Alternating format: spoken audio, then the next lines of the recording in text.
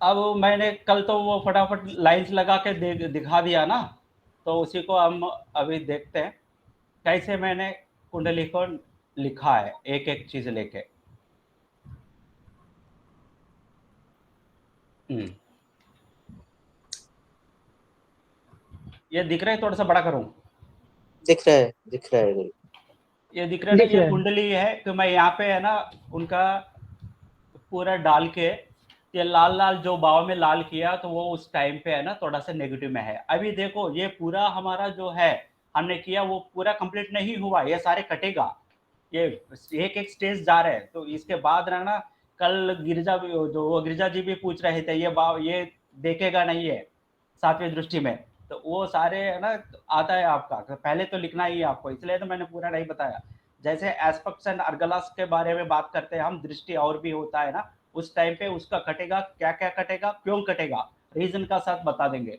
अभी तो फिलहाल जो हमने कर दिया ये लाल और ग्रीन कलर का मैंने लगाया, ये कैसे लगाया, या अभी ये कुंडली आपका कुंडली ऐसे निकाल दिया आपने, निकाल के फर्स्ट करण देख लिया, तैतली करण आगे कुछ भी करण है, मैंने यहाँ पे शीट 3 लिखा है ना, इस शीट में मैंने तो शेयर भी ये किया। जो करण तैतिल दिया है, ये तैतिल करण कैसे निकाले हैं? ये अपने से दिया रहेगा? आप सॉफ्टवेयर में डालोगे तो ये करण आ जाता है, ये करण ओके नहीं आता है ओके। तो मैंने करण आ जाता है, करण नहीं आता है तो मैंने फर्स्ट क्लास में कैलकुलेशन बताया। ये करण जी। होता है कि उन दोनों का सूर्य और चंद्र का लेके कैलकुलेशन कर सकते हो। ठीक ओके है जी। ये है ओके। ना, ये शीट 3 में है करण का रिजल्ट, वो आप वहां पे देख सकते हो। तो आपका कुंडली निकाला आपने, करण लिख लिया। लग्न राशि, लग्न राशि मतलब ये फर्स्ट भाव में जो नंबर नीचे लिखा है ये 4 लिखा है यहाँ पे, 4 लिखा है में चौथा राशि है, चौथा राशि क्या है हमारा, कर्क है। तो लग्न राशि हो जाते हैं इनका, कहीं पे कुछ भी नहीं लिखे यहाँ पे, वो राशि उस नंबर का राशि है वो लग्न राशि हो जाता है, कर्क राशि है। तो इस राशि का अधिपति कौन है, कर्क राशि का अधिपति चंद्र है। चंद्र। तो आप इस जैसे यहाँ पे है ऐसे लिख लेना, करण लिख लिया, उसका रिजल्ट थोड़ा सा देख लिया, लग्न राशि लिख लिया आपने, उसके बाद योग विष्कम योग भी वहां पे पता चलता है, वो नहीं लिखा तो भी कोई दिक्कत नहीं है। राशि का अधिपति कौन है हमें पता है, कर्क है, कर्क का अधिपति चंद्र है। तो आप नीचे ये लिखना है, कर्क का पहले शुभ का देख लो, कर्क लग्न का जो भी शुभ ग्रह है, शुभ कारक है और पाप ग्रह है, ये दोनों ऑर्डर में लिख लेना। ये मैंने यहाँ पे लिखा। तो शुभ कारक है चंद्र, गुरु, पूजा, केतु, ये शुभ कारक है, ये पाप कारक है। तो सूर्य, शनि, शुक्र, बुध, राहु, तो ऐसी ऑर्डर में लिख देना। ऑर्डर लिखने के बाद बगल में आप ये कहाँ का ये सारे ग्रह है ना इस कुंडली में कौन सा भाव में बैठा है यहाँ पे लिख लेना। चंद्र बैठा है पांचवी में, यहाँ पे यम वो लिखा हाँ। है मून, पांचवी भाव में बैठा है, ये ऐसी ऑर्डर में लिख लेना। लिखने के बाद यहाँ तक तो लिख सकते हो आप कुंडली देख के। जी जी जी। जी। हाँ ये तो वेरी सिंपली मैं बता दे रहा हूँ, ये इस कुंडली का भी जरूरत नहीं है, एक बार ये लिख लिया तो। अब आता है, मैंने यहाँ पे ये इनका दृष्टि दृष्टि। देख लेते हैं, ग्रह दृष्टि, दृष्टि में भी दो दृष्टि है जी गिरिजा जी, ग्रह दृष्टि होता है, भाव दृष्टि होता है, राशि दृष्टि होता है। वो कैसे है कि दृष्टि के बारे में जब नेक्स्ट क्लास में है ना वो सारे आ जाएंगे आपके पास, तब कटेगा ये सारे। तो ये जो लाल लाल देख के डरना नहीं है आपको फर्स्ट क्लास में। तो ये सारे लिख लिया। इसके बाद ये हर ग्रह सातवीं भाव को देखती है, 5+7, ये यहाँ पे देखने का गिनने का जरूरत नहीं है, 5+7 12, 12 - 1 11, 11वें चंद्र ग्रह 11वें भाव को देखता है। गुरु, गुरु का मैंने बगल में बोलो ना करके ये क्लास 3 और 4 जो शीट है ना उसमें है आपका, ये हम्म। सारे शीट्स एक एक खोल के देख लीजिएगा पता चलेगा। गुरु 759 देखता है, तो 2+7 9 है, 9 - 1 8 है, आठवीं भाव को देखता है। और 2+5 7 है, 7 - 1 सिक्स भाव को देखता है। 2+9 11 है, 11 - 1 10th भाव को देखता है। यहाँ पे कैलकुलेट गिनने का जरूरत नहीं है, सिंपल। ये कुछ देखता है 7 4 8, तो 4+ ये फोर्थ भाव में है बैठा है, 4 से 4+7 11, 11 - 1 10, 10th भाव को देखता है। 4+4 8, 8 - 1 7, 7th भाव को देखता है। 8+4 12, 12 - 1 11th भाव को देखता है। ऐसे केतु, केतु को एक ही है, ये कटेगा बाद में, ये 7 ये 7 से 7 14 होता है तो वो फर्स्ट भाव हो जाता है। 7 + 7 14 हो गया हमारे पास। 14 - 1 13 है, तो 12 का है वो है, तो 12 प्लस नेक्स्ट आ जाता है 1, फर्स्ट भाव में है। तो अभी पाप ग्रह सूर्य बैठा है 2 में, 2 + 7 8 9 है, 9 - 1 8, 8वां दृष्टि है, 8वें ग्रह भाव पे दृष्टि है। ऐसे शनि 7 3 10 तीसरा भाव में बैठा है, 7 + 3 10, 10 - 1 9th भाव को देखता है, 3 + 3 6, 6 - 1 5th भाव को देखता है, 10 + 3 13 - 1 12th भाव को देखता है। ऐसे शुक्र फर्स्ट इसमें बैठा है, फर्स्ट मतलब 7वीं दृष्टि है, 1 + 7 8 है, 8 - 1 7। बुध थर्ड भाव में बैठा है, 3 + 7 10, 10 - 1 9। राहु फर्स्ट भाव में बैठा है, ये 7 ये कर दिया। तो इसके बाद ये तो दृष्टि हो गया। अब आप सबका डिग्रीज जी लिख लो यहाँ पे। आपका उसमें यहाँ पे कुंडली में नहीं दिया, उस सॉफ्टवेयर ने दूसरा कहीं पे भी डाला, नीचे डाला था, वहां से आप निकाल सकते हो। मैंने ऊपर से डिग्री, हाईएस्ट डिग्री से लोएस्ट डिग्री तक लिखा है यहाँ पे। तो आपका नवग्रह का डिग्रीज आपको पता चलेगा।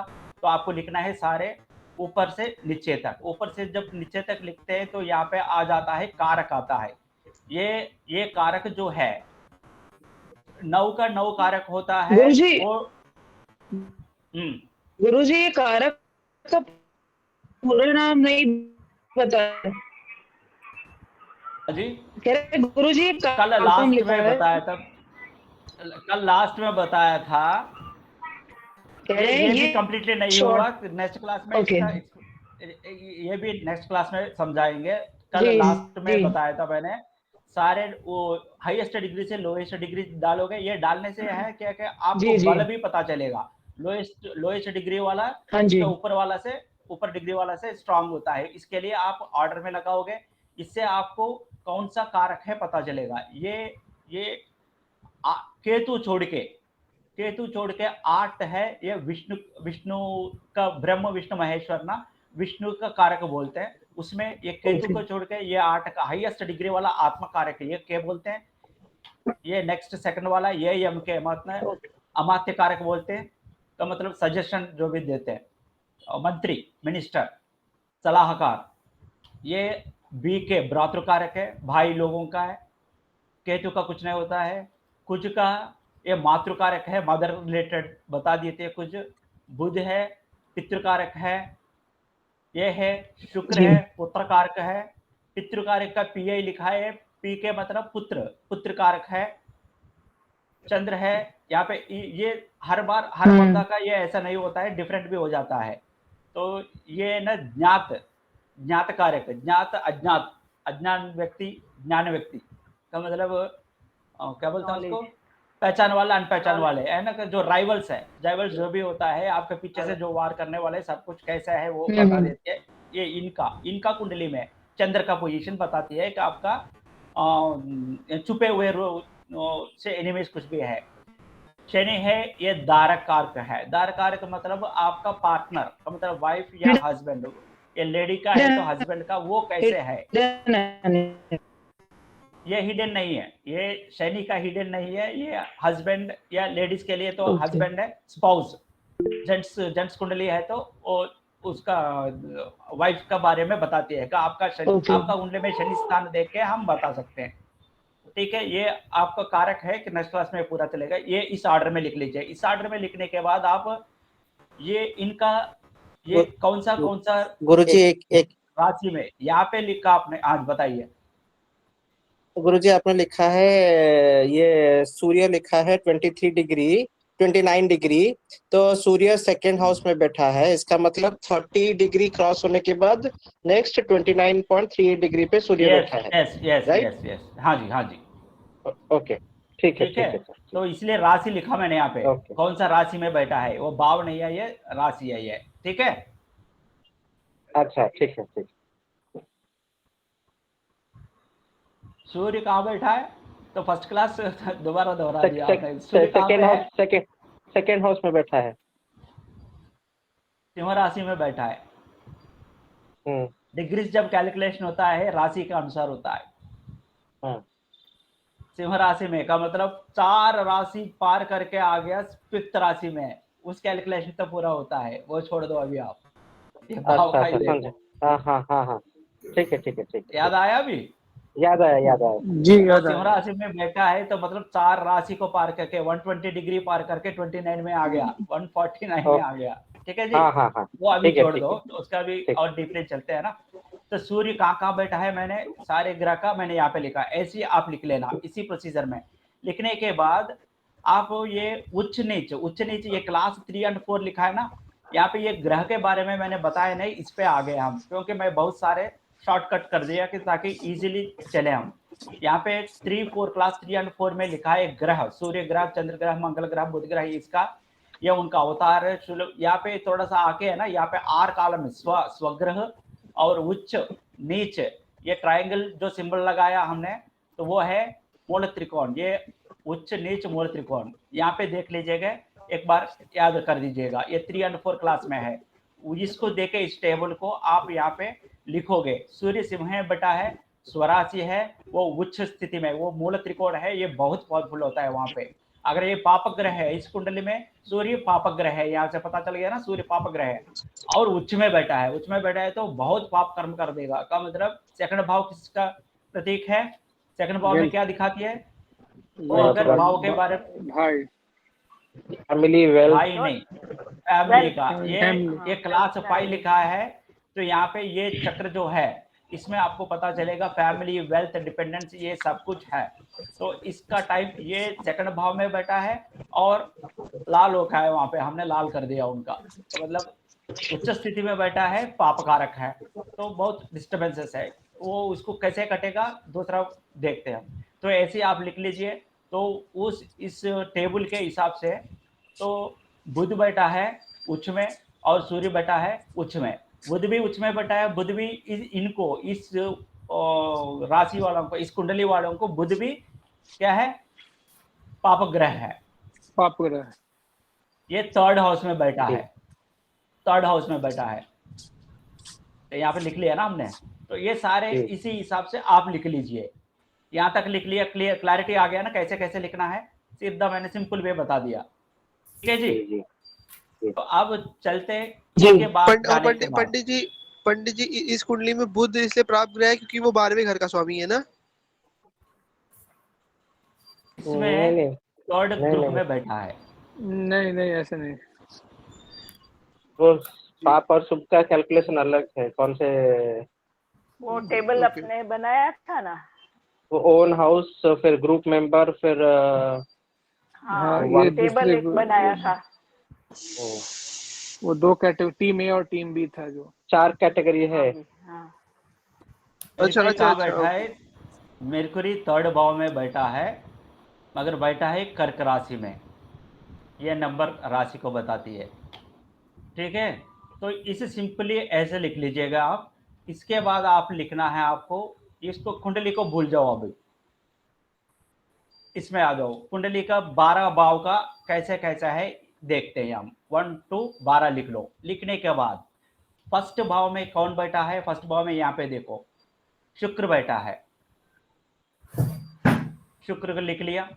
और कौन बैठा है, राहु बैठा है फर्स्ट भाव में, यहाँ पे आपको पता चलेगा, ये फर्स्ट वो लिख लेना, राहु बैठा है फर्स्ट भाव में, बैठा जो बैठा है यहाँ पे लिखा, राहु बैठा है, शुक्र बैठा है, और फर्स्ट भाव में किसका, ये राहु शुक्र लिख लिया, फर्स्ट भाव में किसका दृष्टि है, ये केतु का दृष्टि है, वह लिख लेना वहां पे सीधा, राहु बैठा है, शुक्र बैठा है, केतु का दृष्टि है, दृष्टि आपने लिख लिया ना ऑलरेडी, तो ये तीनों लिख लिया आपने। ये तीनों यहाँ पे डिग्री लिखा आपने, राहु शुक्र केतु। ठीक है, मैंने लाल लाल लिखा राहु शुक्र को, ये पाप ग्रह है, ये यहाँ पे पता चल जाएगा पाप ग्रह है, केतु शुभ ग्रह है। ठीक है, अब इन तीनों में से कौन है, ये दोनों बैठे हैं और ये देख रहे, तो इन तीनों में से कौन पावरफुल है, तो आपने ऑलरेडी यहाँ पे नीचे लिखा है डिग्रीज। इन तीनों में कौन सा है, कौन कौन है, राहु बैठा है 24 में है, केतु का दृष्टि चल रहे 24 में है, राहु केतु सेम डिग्रीज में रहता है मगर अपोजिट में रहता है, ये याद रख लीजिएगा, मैंने कल बताया था। ठीक है, वो बाद में देखते हैं। राहु 24 में बैठा है, केतु 24 में बैठा है, और कौन है नॉर्थ वहां साउथ पे? रहता और कौन बैठा है? शुक्र बैठा है, शुक्र वेनस। शुक्र। वो 15 डिग्री में। तो इन तीनों में कौन स्ट्रेंथ है? किसका स्ट्रेंथ ज्यादा है? शुक्र का स्ट्रेंथ ज्यादा है। शुक्र आप का। सीधा शुक्र को यहाँ पे राउंड अप कर दो। मगर शुक्र क्या है? पाप ग्रह है। तो फर्स्ट भाव में सीधा आप लाल करो यहाँ पे, फर्स्ट भाव को। अच्छा ठीक है, तो फर्स्ट भाव थोड़ा सा नेगेटिव चल रहा है अभी तक, जो कैलकुलेशन है आगे जाके चेंज भी हो सकता है, अभी तक कैलकुलेशन है। फर्स्ट आपका जब आपका खुद का कुंडली जब निकालोगे नहीं, इस हिसाब से आप भी नेक्स्ट क्लास में आते वक्त ये सारे निकाल के लाओगे, तो इसलिए मैं बता रहा हूँ। सेम वे सूर्य सेकंड भाव में कौन बैठा है? सूर्य बैठा है, यहाँ पे पता चल जाएगा सूर्य बैठा है, और गुरु भी बैठा है। ये देखो यहाँ पे गुरु, यहाँ पे येलो कलर में जो है ये जो बैठे हैं भाव में, गुरु 2 में बैठा है और सूर्य भी बैठा है। मैंने एक चीज बताया था कि सूर्य का आसपास में कोई भी आता है उनका कंबसन। कंबशन हो जाता है, कहते गुरु का शक्ति खत्म हो जाती है। मगर वो है ना उसका, वो तो Combustion। शुभ ग्रह भी है इनका, उनका छाया रहती है वहां पे, छाया रहती है। तो जी। उनका पीछे से जो काम होता है उसके बारे में हम आगे कंबशन टाइम पे, सूर्य का आसपास आके कंबश जो भी हो जाता है, जल जाता है कोई, उसका छाया वहां पे रहता है, तो उसका इफेक्ट कैसे होता है वो बाद में हम डीपली एक एक स्टेप जाते हैं तो देखते हैं। पहले तो प्लस माइनस लिखना है हमें फर्स्ट स्टेप में। तो गुरु सेकंड में बैठा है, सूर्य सेकंड में बैठा है, सूर्य पावरफुल है, डिग्रीज में भी सूर्य पावरफुल है। सूर्य 27 डिग्री में बैठा है, 27 में बैठा है, ये 29 में बैठा है गुरु, है ना? नहीं सर, सूर्य 29 पे बैठा है सर। हाँ तो वही है ना, 29 बोल रहा हूँ मैं। अच्छा, सूर्य 29 और ये, मगर ये तो 2 डिग्री अंतर है, सूर्य का बगल में है गुरु, तो खत्म है वो।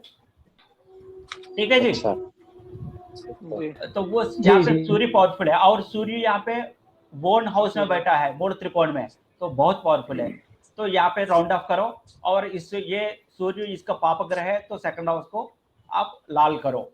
थर्ड हाउस में कौन कौन बैठा है? शनि बैठा है और बुध बैठा है। शनि बुध बुध बैठा। दोनों पाप कारक है, पाप ग्रह है, दोनों लाल लाल हो गया, तो थर्ड को भी लाल करो।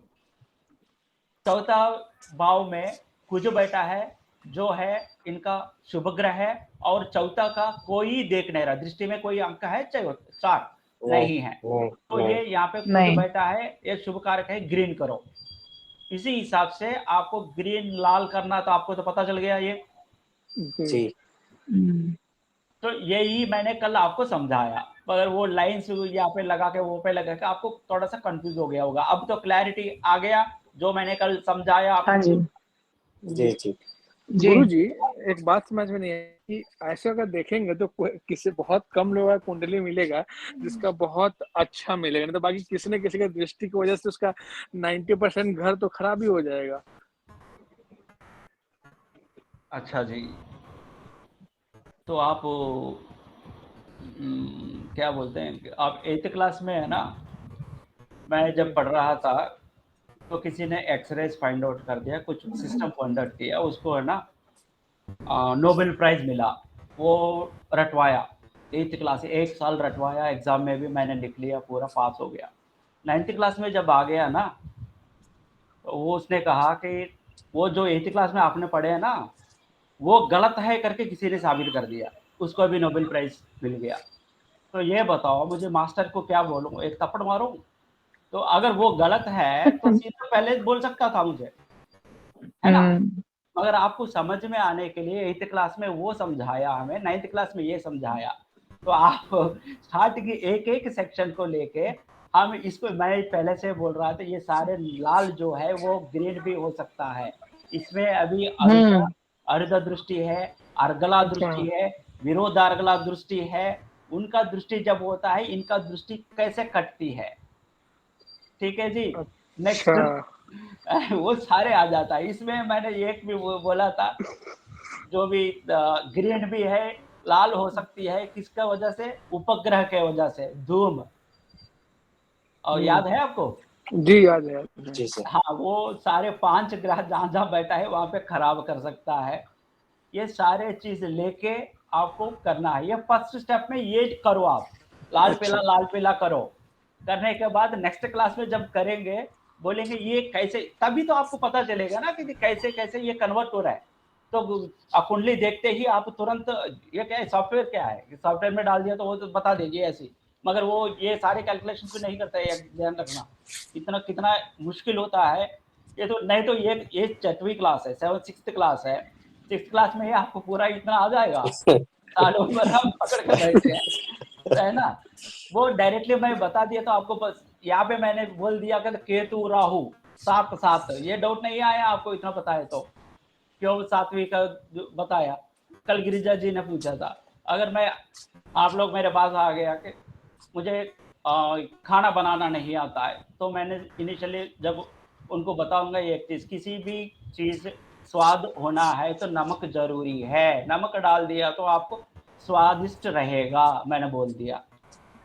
ठीक है, तो कोई लेके आ गया स्वीट बनाने के लिए, उसमें नमक डाल दिया, तो क्या करे भाई, जिसको पता है स्वीट में नमक नहीं डालना है वो कब बताऊंगा, आपको खिलाऊंगा तभी तो बताऊंगा तो आप ये आपको थोड़ा सा, आपने स्वीट खा लिया तो आप पूछ रहे हो कि उस स्वीट में नमक नहीं होता है गुरु जी, है ना जी। तो मैं जब आए खाना खाना सीखने के लिए तो मैं ऐसे ही बताऊंगा ना नमक के बारे में, बाद में नेक्स्ट स्टेप में बताऊंगा इसमें स्वीट नहीं डालना है, क्यों नहीं डालना गुरु जी का, तो इस वजह से।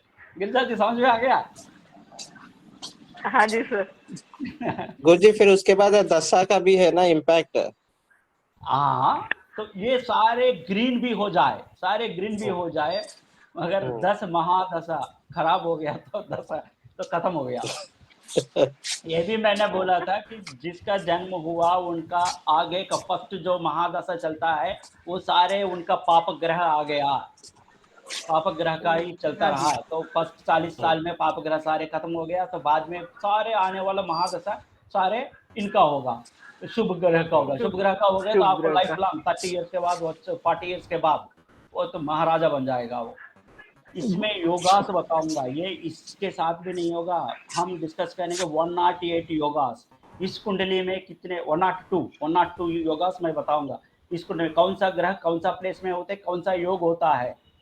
ये इतना आसान नहीं है, 1-2 दिन में आने वाला कंप्लीट होने वाला नहीं है। अच्छा गुरु जी, एक चीज, जो शुभ ग्रह है और पाप ग्रह वो तो चेंज नहीं होगा ना आगे चल के? ना इस लग्न को यही शुभ है, ये मगर उनका स्ट्रेंथ चेंज होता ही है। तो अब मैं यहाँ पे बोला था कि कम डिग्रीज में है तो उसका बल ज्यादा होता है, और एक कॉन्सेप्ट बताता हूँ नेक्स्ट क्लास में कि वो कौन सा डिग्री में बल होता है, कि वो 0 से 6 डिग्री, 0 से 6 डिग्री में रहता है तो वो उसका बच्चा कम शक्ति होता है, मगर हमने यहाँ पे बता दिया इसका शक्ति ज्यादा होता है ज्यादा डिग्री वाला से। ये कंपैरिजन भी वो सारे वो ये नमक चीनी हो गया आपका। तो अभी आपका कुंडली निकालो, ज्यादा अंदर मत घुसो, आपको कुंडली निकाल के ऐसे ऐसा लिखो पूरा, लिखने के बाद नेक्स्ट क्लास में इसमें से क्या क्या काट रहा हूँ, क्यों काट रहा हूँ, तो ये लाल ग्रीन कैसे हो रहे हो सब कुछ समझाऊंगा। ठीक है जी? ठीक है। आधा घंटा सोचा तो बहुत ज्यादा हो, हाँ जी। हाँ आधा घंटा ही हुआ, जा बस 9-7 हो गया, आधा घंटा में हमने ये तो समझ में आ गया ना कल का क्लास का ये तात्पर्य है। ठीक है जी? जी जी समझ में।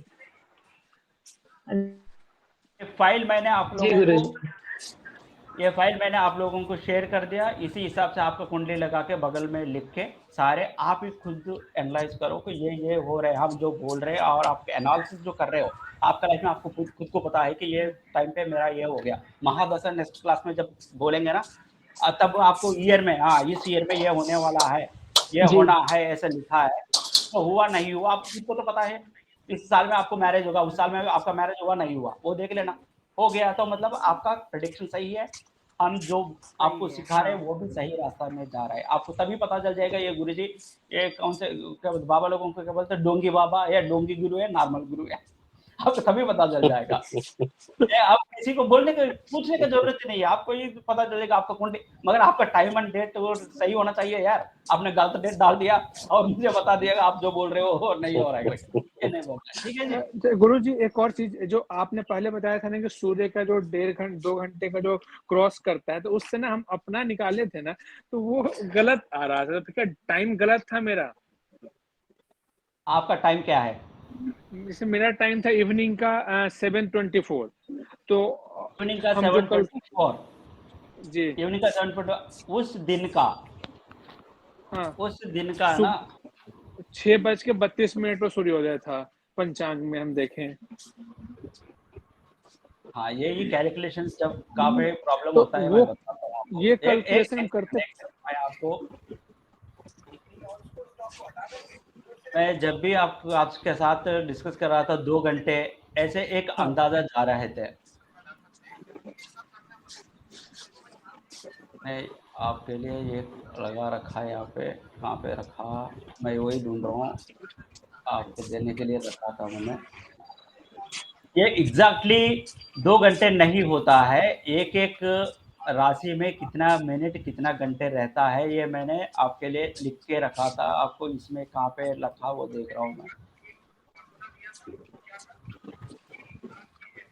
चलो मैं वो भी शेयर कर देता हूँ ताकि आपको कंफ्यूज ना आ जाए। हर इसमें है ना, हर लग्न में एक ही टाइम 2 घंटे कभी नहीं रहता है, तो एक एक अच्छा में रहता है, तो आपको उसी हिसाब से कैलकुलेट करना है। ये देखो मोटा मोटा सा बीच में अगर आता है तो प्रॉब्लम नहीं है, तो लास्ट में आता है ना, अगर एक राशि में रहता है 1 घंटा 50 मिनट, 1 घंटा 45 मिनट, ये भी है। एक लग्न में रह गया 1 घंटा 45 मिनट, आपने 2 घंटे के पकड़ लिया मोटा मोटा, जस्ट एक्सप्लेनेशन के लिए मैंने आपको समझाने के लिए 2 घंटे पकड़ लिया, और सूर्योदय पकड़ लिया हमने 6 बजे। 6 बजे नहीं होता है, कभी कभी 5:40 हो जाता है, कभी कभी लेट हो जाता है, 7 बजे हो जाता है। उसी हिसाब से है ना, हर राशि का कितना कितना टाइम है वो देखना पड़ेगा। इसके वजह से आपने जो बता रहे हो ना, ज्यादा से ज्यादा एक भाव डिफरेंस आता है। आपने जैसे पकड़ा है ना, एक भाव डिफरेंस आता है, उससे ज्यादा नहीं हाँ आता है। हाँ एक ही बहुत डिफरेंस आ रहा है मेरा। हाँ, तो मैं मेरा वही बोल रहा हूँ सिक्स ना, ये वो क्यों हो रहा है कि आप जो मिनट्स है, मिनट्स ढंग से पकड़ा नहीं है ना, हम मोटा मोटा 2 घंटे है, तो आपको मैं अच्छा वो भी शेयर करता हूँ, उसी हिसाब से आप तो कैलकुलेट कर सकते हो। मतलब मोटा मोटा ये समझ लीजिए जो हमारा 2 घंटे का कैलकुलेशन था वो एक घर का अगर डिफरेंस आ रहा है तो मतलब हम सही जा रहे हैं। हाँ बस, सही जा ठीक रहे हो आप। ठीक ठीक ठीक है जी, ठीक है गुरु जी ठीक है। बंद कर दें। जी जी धन्यवाद गुरु जी। हाँ जी, जी शुभ रात्रि। ओके, ओके, धन्यवाद जी, धन्यवाद। धन्यवाद। सैटरडे मिलते नमस्कार हैं, Guru ji. Saturday. Okay sir. Okay. Mummy को बोलना मैं 2 ही रोल खाऊंगा।